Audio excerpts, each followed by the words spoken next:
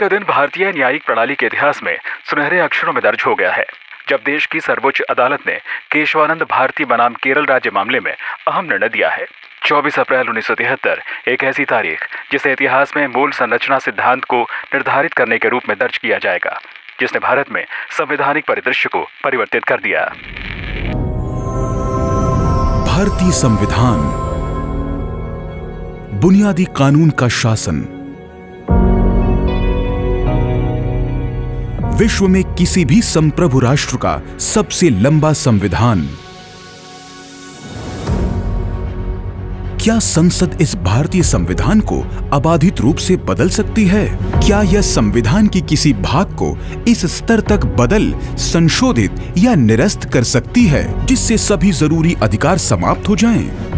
ये वो कहानी है जब भारत के माननीय उच्चतम न्यायालय को एक ऐसे चुनौतीपूर्ण सवाल का सामना करना पड़ा और उसका जवाब देना पड़ा।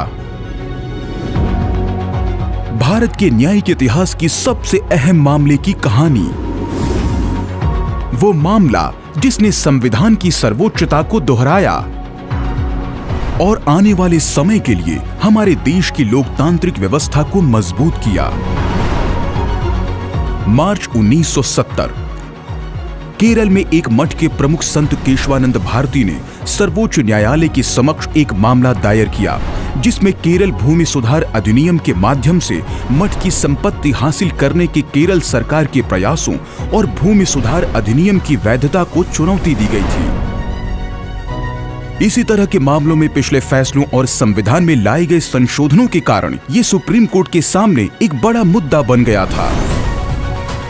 मामले की गंभीरता को देखते हुए सुप्रीम कोर्ट के इतिहास में अब तक की सबसे बड़ी 13 जजों की पीठ इस मामले का फैसला करने के लिए बैठी। इस मामले में कई वरिष्ठ वकीलों ने सहायता की। केशवानंद भारती की ओर से मुख्य वकील नानी पालकीवाला थे, जबकि केरल राज्य की ओर से HM सीरवाई उपस्थित हुए। भारत के तत्कालीन अटॉर्नी जनरल निरेंडे भारत संघ की ओर से उपस्थित हुए। 31 अक्टूबर 1972 इस मामले में बहस शुरू हुई और 5 महीनों में 69 दिनों तक चली सुनवाई के बाद आखिरकार 11 न्यायमूर्तियों ने अपने विचारों के साथ अलग अलग फैसला लिखा। 24 अप्रैल 1973 को सुप्रीम कोर्ट ने केशवानंद भारती मामले में 703 पन्नों में विस्तृत फैसला सुनाया। साक्ष्य के बहुमत के फैसले में माननीय उच्चतम न्यायालय ने प्रतिपादित किया कि संविधान के किसी भी भाग को अनुच्छेद 368 में निर्धारित प्रक्रिया का पालन करके संशोधित किया जा सकता है, लेकिन ऐसा कोई संशोधन नहीं किया जा सकता जिससे संविधान के बुनियादी ढांचे में कोई परिवर्तन होता हो या उसका मूल स्वरूप बदलता हो। इस फैसले को बुनियादी संरचना सिद्धांत के रूप में जाना जाता है, जो ये सुनिश्चित करता है कि देश में संविधान सर्वोच्च है और उन बुनियादी मूल्यों और सिद्धांतों की रक्षा करता है जिन पर भारतीय राज्य की स्थापना हुई है। इस फैसले में ये भी कहा गया कि मौलिक अधिकार और नीति निदेशक सिद्धांत मिलकर संविधान का मूल बनाते हैं और इन्हें सामंजस्यपूर्ण ढंग से समझने की जरूरत है। इस निर्णय में बुनियादी संरचना को दर्शाने वाले कुछ उदाहरण भी दिए गए, जिसमें संविधान की सर्वोच्चता, कानून का शासन और न्यायपालिका की स्वतंत्रता शामिल थे।